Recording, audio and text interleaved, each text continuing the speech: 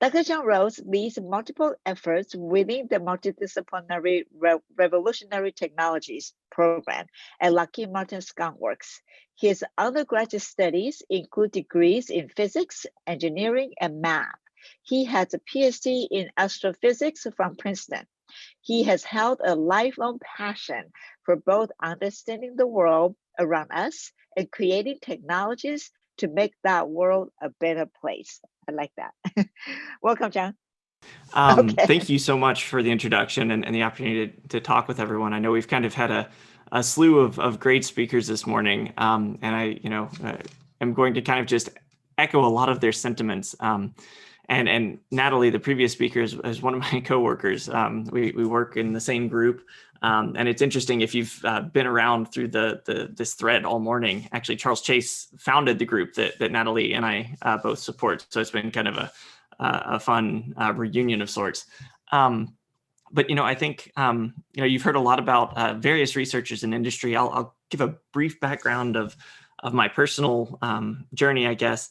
I grew up actually in rural Texas, and grew up kind of exposed to science at an early age by my parents, as I'm sure most of you all are as well.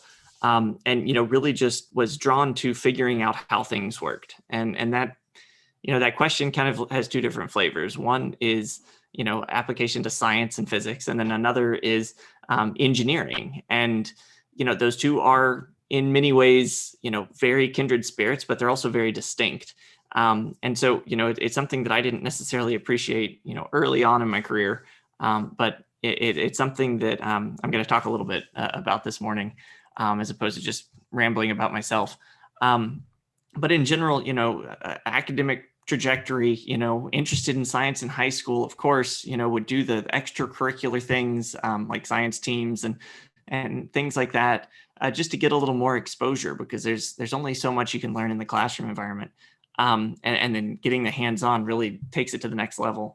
And then, going to college, I had kind of diverse interests. So I started out as an engineering major, and then, just was very much drawn to the fundamentals of physics. I always was. I planned on minoring in it, and then I wound up picking up an additional bit of coursework to finish that degree. And then the underpinnings of pure mathematics and really understanding, the basics of what science is kind of built on is also an interesting perspective. And mathematicians look at the world a different way than engineers, and engineers look at the world a different way than physicists. So it's kind of an interesting bit of philosophy I could ramble about. But I'll echo, many of the other speakers' comments. STEM in general, science, technology, engineering, math. I like Jim's comments earlier about including art, because there's a lot to, the way of thinking about things in terms of artistry that absolutely has merit in how you think about creative solutions to science. But, I think in general, they have very common threads, but they're each distinct. And so I'm, again, very, very passionate about it. I guess, again, just a bit of advice, looking towards your career trajectory and what you want to do. Undergraduate is, a great way to learn a lot about a lot of things. You really kind of dig into that next bit of depth. Graduate school is kind of then the opportunity to turn the page and really start diving down into, the nitty-gritty details of a particular area.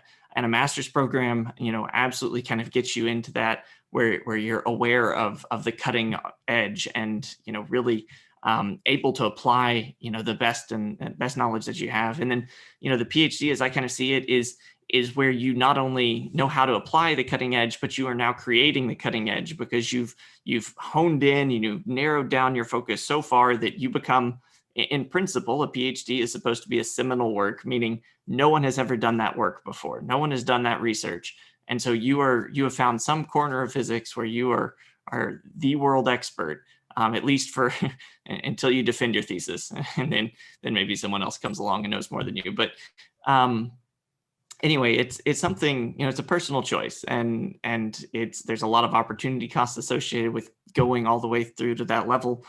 But, at the basis of it all is, and several of the other speakers mentioned this as well, is that passion of finding something you're passionate about in terms of science or engineering or whatever it is, and just really applying yourself to it. And if you're passionate about something, then, I grew up with the phrase, if you're passionate about what you're doing, you'll never work a day in your life because you enjoy what you do, and it just is a pleasure. So kind of going back, I think a distinction I kind of wanted to, I guess, talk about just a little bit is kind of the difference between what some might call, science and engineering, because they get lumped together a lot.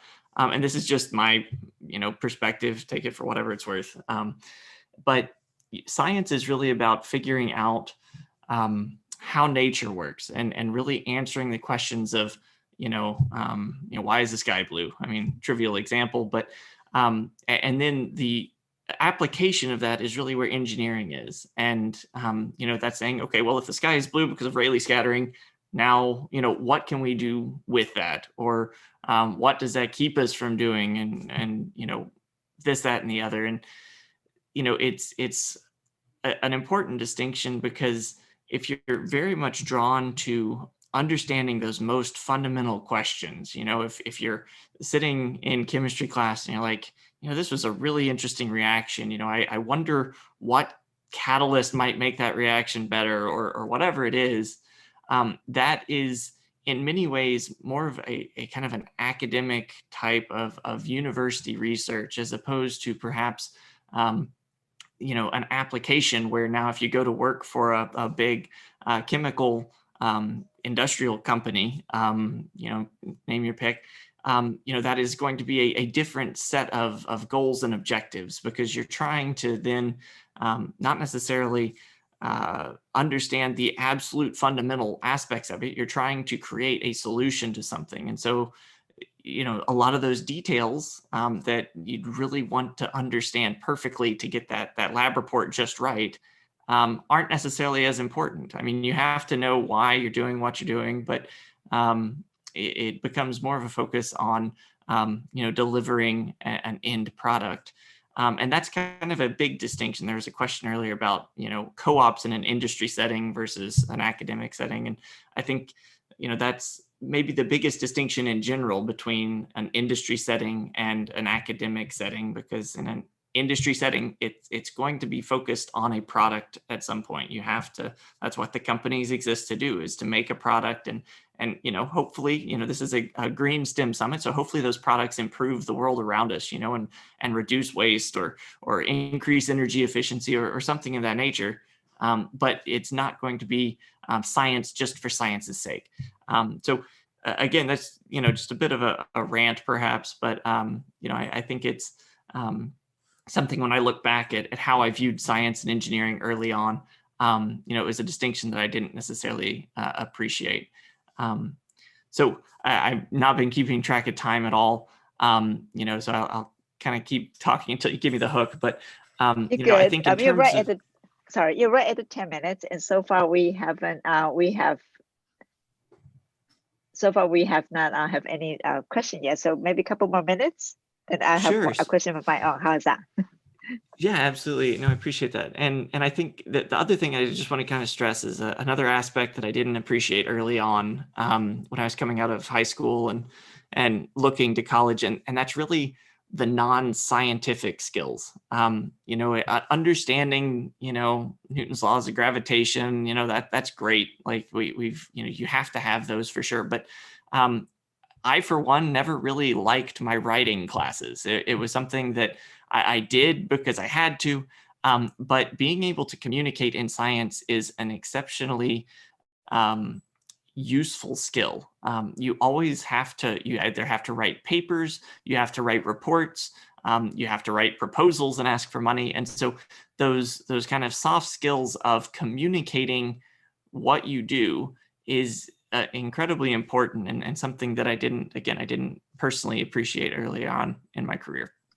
So I would definitely not shy away from that. And then another skill that I picked up, en route, but I'm sure you all are far better prepared than I was, is the programming aspects, because everything's moving towards needing some form of computation, be that data analysis in Python or MATLAB or something, or writing, AI methods and creating, novel capabilities through AI and those sorts of tools. So, you can't shy away, and you can't really separate computation from science in today's world. So, I like the pencil and paper theory as much as anyone, but definitely don't shy away from learning a computer language and kind of having that on your resume, because it's certainly something everyone looks for. Wonderful. Thank you so much. We just have one quick question from a student. The student would like to know more specifically what you do at work. We got about a minute. Yeah. So the group that I'm in, it's called the Revolutionary Technologies Program, and our charter is really to look at a number of different technologies that could change the world, and that's in an intentionally vague and broad scope. So my personal background is in aerodynamics and turbulence, so that's more fluid flow. So I look at a lot of novel ways that we could either control the airflow around a vehicle. I look at some high-speed things in terms of how airflow behaves at very high speeds whenever you start going much faster than the speed of sound. And to the extent of looking even at conditions like a meteor or coming into the Earth's atmosphere, and the dissociation and what happens to that airflow around the vehicle. So that's kind of my personal background and what I kind of focus on in a technical sense. But in other areas where I sit and what I focus on is kind of keeping that open eyes and looking for any number of technologies that could have an impact to what Lockheed Martin does. Wonderful. Thank you so much, John. Thank you for your time. And that was really fascinating just to listen to your path and then what you end up doing what you're doing. Thank you. Thank you for your time. Thank you so much.